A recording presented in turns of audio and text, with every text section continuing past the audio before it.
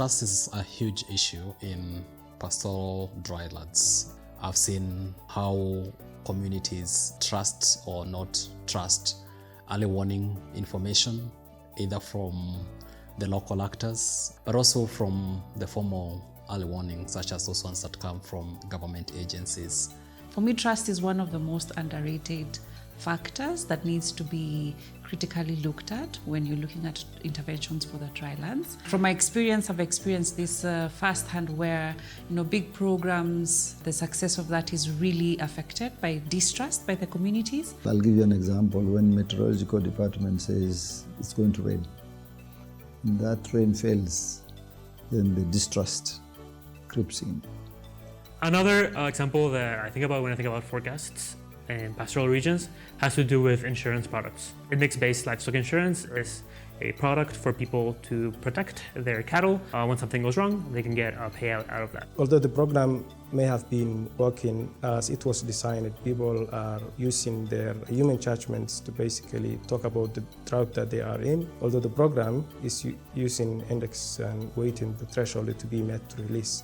Sometimes what the naked eye sees as severe drought may not be what the index shows as severe drought.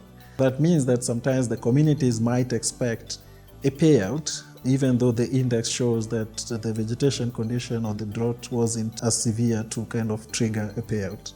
An issue is kind of our failure in communicating early warning information. We often say the forecast is for above average rains or the forecast is for below average rains, but we don't communicate the probabilities or the uncertainty relating to those forecasts. For the community, trust issue is attached to just not providing the information, but then what to do with information. If I'm told there is flood coming on, and then I'm not told where to go, how to go, and what resources to use, then that brings about mistrust. Once you stand in front of them and talk to them as a person who comes from that community, you build trust with them.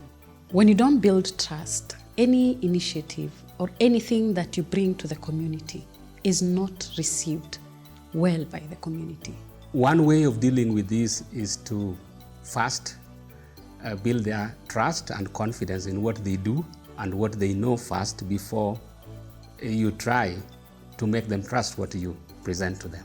We found that information is most likely to be trusted if it comes from familiar sources, and often Indigenous knowledge tended to be more trusted than the scientific knowledge, especially in pastoralist communities. To bridge and to work on the trust, we have tried to do participatory scenario planning, whereby we do co-production, therefore boosting the confidence and the trust between us and those people who consume our information. If you integrate traditional knowledge and their own perceptions and have it as a participatory approach, really trying to involve the communities more, trust doesn't erode as quickly.